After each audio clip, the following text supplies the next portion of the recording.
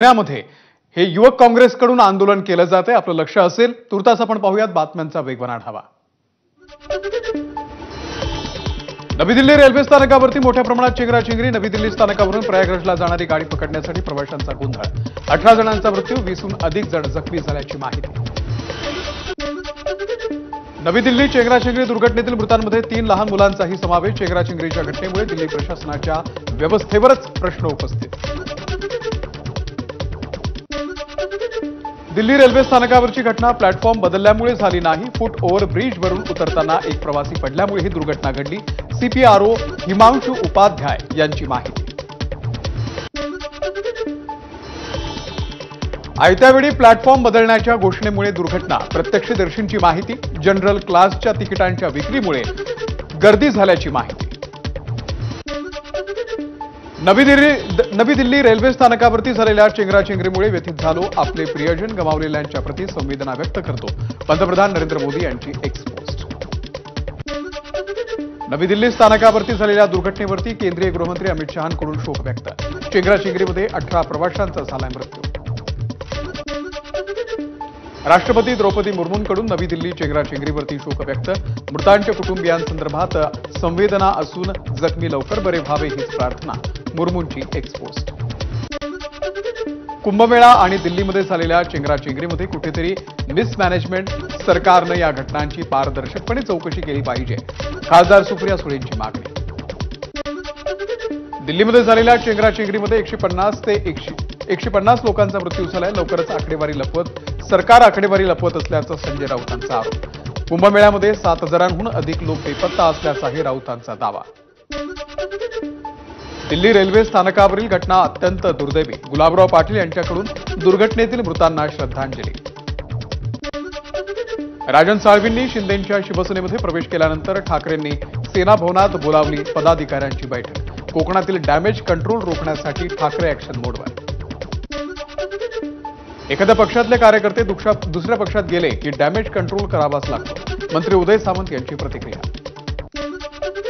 बाळासाहेबांचे खरे वारसदार उद्धव ठाकरेच, पण विधानसभा अध्यक्षांनी दुसऱ्यांनाच वारसदार नेमलं। बाळासाहेबांची पुण्याई राखण्यासाठी आपल्याला काम करावं लागेल। हे वक्तव्य पक्षविरोधी नाही, भास्कर जाधवांचं वक्तव्य। पक्षाला संधी दिली नाही असं कधीही म्हटलं नाही, मात्र पूर्ण क्षमतेनं काम करण्याची संधी मिळाली नाही ही वस्तुस्थिती। आपल्या राजकीय दोषांमुळे संधी मिळाली नसेल। नाराजीच्या चर्चेनंतर भास्कर जाधवांची सारवासारव। कोणतंही पद मिळवण्यासाठी कधीही रडगाणं गायलं नाही। विरोधी पक्षनेते पदासाठी दबाव आणतोय असा खोटा दावा केला जातोय। भास्कर जाधव यांचं वक्तव्य। भास्कर जाधव यांच्या नातेवाईकांचं गुहागरमध्ये लग्न असल्यानं ते बैठकीला हजर नव्हते। संजय राऊत यांचं स्पष्टीकरण। तर भास्कर जाधव एकनाथ शिंदेंसारखे रुसून वगैरे बसत नाहीत, राऊतांचा शिंदेंना टोला। विधानसभेमध्ये पराभव झाल्यानंतर उद्धव ठाकरेंनी रामदास कदम यांना विधान परिषदेमध्ये पाठवलं होतं, हे त्यांनी विसरू नये। कृतज्ञ राहावं, संजय राऊत यांचं रामदास कदम यांना प्रत्युत्तर। कडवट शिवसैनिक पक्ष सोडून जातो तेव्हा उद्धव ठाकरेंनी आत्मचिंतन करण्याची गरज। प्रवीण दरेकर यांचा ठाकरेंना सल्ला। अजूनही वेळ गेलेली नाही, उरली सुरली सेना भक्कम करावी, दरेकरांचं वक्तव्य। आमदार संदीप क्षीरसागर उपमुख्यमंत्री अजित पवार यांच्या भेटीला। जुन्नर बाजार समितीमध्ये अजित पवार आणि संदीप क्षीरसागर यांच्यामध्ये झाली चर्चा। शरद पवार पक्षाचे आमदार संदीप क्षीरसागर यांची उपमुख्यमंत्री अजित पवारांसोबत गुप्त चर्चा। पिण्याच्या पाण्यासंदर्भात चर्चा झाल्याची अजितदादांची माहिती। मुंडेंसोबतच्या भेटीची बातमी फोडण्यामागे मोठं षडयंत्र। भेटीला वेगळा रंग दिला। षडयंत्र रचणारा बीडमधील मोठा नेता सुरेश धस यांना संशय। मुख्यमंत्र्यांना भेटून या संदर्भात तक्रार करणार, धस यांची एबीपी माझाला माहिती। संतोष देशमुख प्रकरण निकाली लागेपर्यंत मुंडे आणि धस आपली भूमिका कायम ठेवणार। धसांना पूर्ण काम करण्याची मुभा, बावनकुळेंचं वक्तव्य। राजीनामा द्यायचा की नाही धनंजय मुंडेंनी ठरवावं। सिंचन घोटाळ्याच्या आरोपाच्या वेळी मी राजीनामा दिला होता, उपमुख्यमंत्री अजित पवारांचं सूचक वक्तव्य। आष्टीकडे लक्ष द्यावं लागेल असं पंकजा मुंडे म्हणाल्या होत्या। पंकजा यांच्या वक्तव्यानंतर धस हे मुंडेंच्या भेटीला गेले का? प्रकाश महाजन यांचा सवाल। धनंजय मुंडे, सुरेश धस, बजरंग सोनावणे हे सगळे एकाच गँगमधले. अजित पवारांनी धनंजय मुंडेंना कोर कमिटीमध्ये घेतल्यामुळे धस यांची माघार. प्रकाश महाजन यांचा दावा. बीडमध्ये सुरेश धस यांच्याकडून अनेक नेत्यांची फसवणूक. त्यांनी अनेकांचा विश्वासघात केला. मनसेचे नेते प्रकाश महाजन यांचा सुरेश धसांवरती हल्ला. सुरेश धस आणि धनंजय मुंडेंची भेट म्हणजे टीआरपी वाढवण्यासाठीचा प्रकार. काँग्रेसचे प्रदेशाध्यक्ष हर्षवर्धन सपकाळ यांची टीका. राष्ट्रवादीचं महत्त्व कमी करण्यासाठी मुख्यमंत्र्यांच्या धस यांना सूचना. सपकाळ यांचं वक्तव्य. संतोष देशमुख हत्या प्रकरणातील फरार आरोपी कृष्णा आंधळेची संपत्ती जप्त होणार. महसूल प्रशासनाकडून संपत्ती जप्त करण्याच्या प्रक्रियेला सुरुवात.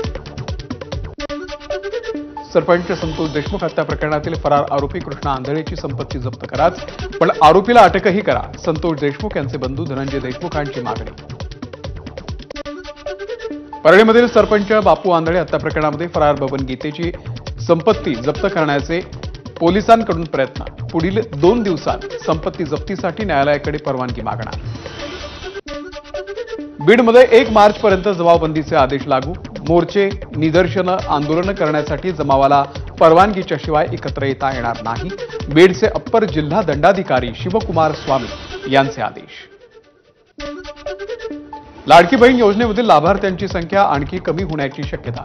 2.5 लाखांहून अधिक उत्पन्न असलेल्या कुटुंबातील महिलांना वगळलं जाणार. उत्पन्नाच्या माहितीसाठी आयकर विभागाची मदत घेतली जाणार. लाडकी बहीण योजनेच्या छाननीमध्ये आयकर विभागाची मदत घेणार. हा आमच्या अखत्यारीमधला प्रश्न नाही. अजित पवारांचं स्पष्टीकरण. 2.5 लाखांच्या आत उत्पन्न असलेल्या महिलांसाठी योजना. पवारांचं वक्तव्य.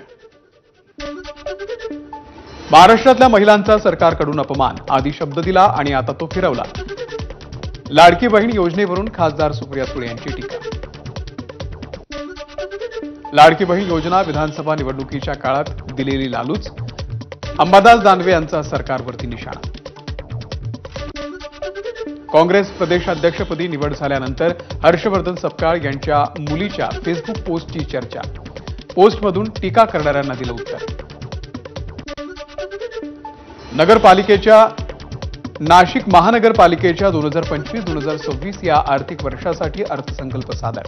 3053 कोटी रुपयांचा अर्थसंकल्प मंजूर. प्रशासकीय राजवटीमध्ये सादर होणारा हा 3रा अर्थसंकल्प. नाशिक महानगरपालिकेच्या अर्थसंकल्पामधून मालमत्ता करामध्ये 2% वाढ. 2018 नंतर प्रथमच मालमत्ता करामध्ये वाढ. आगामी कुंभमेळ्यासाठी 425 कोटी रुपयांची विशेष तरतूद.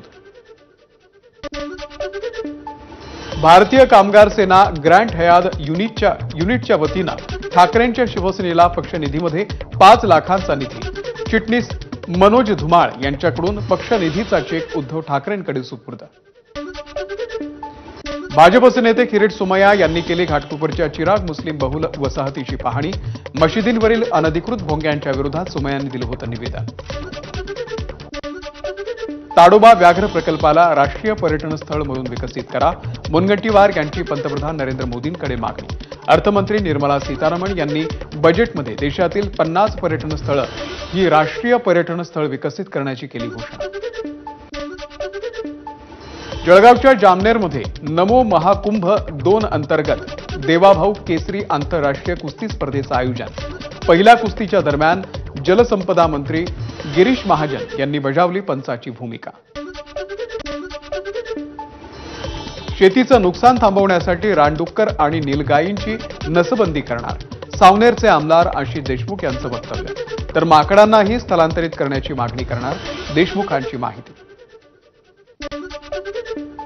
जीबीएस हा रोग कुठल्याही जंतूपासून किंवा बॅक्टेरिया आणि व्हायरसपासून होत नाही. डॉक्टर अविनाश भोंडवे यांची माहिती. काही विषाणू अन्न पदार्थातून आपल्या शरीरात गेल्यानंतर हा आजार जास्त होण्याची शक्यता. भोंडवेंची माहिती.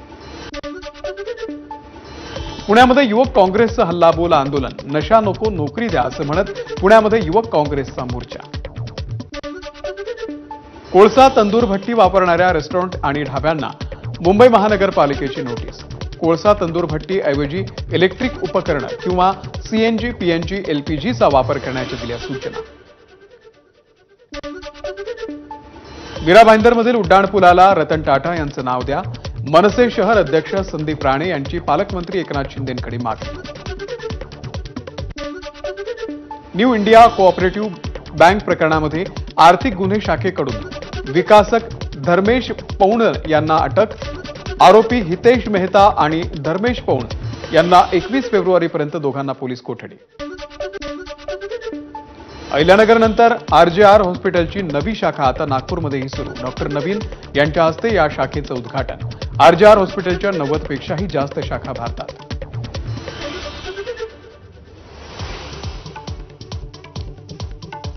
आणि या बातम्यांसोबत बुलेटिनमध्ये घेतो एक छोटासा ब्रेक.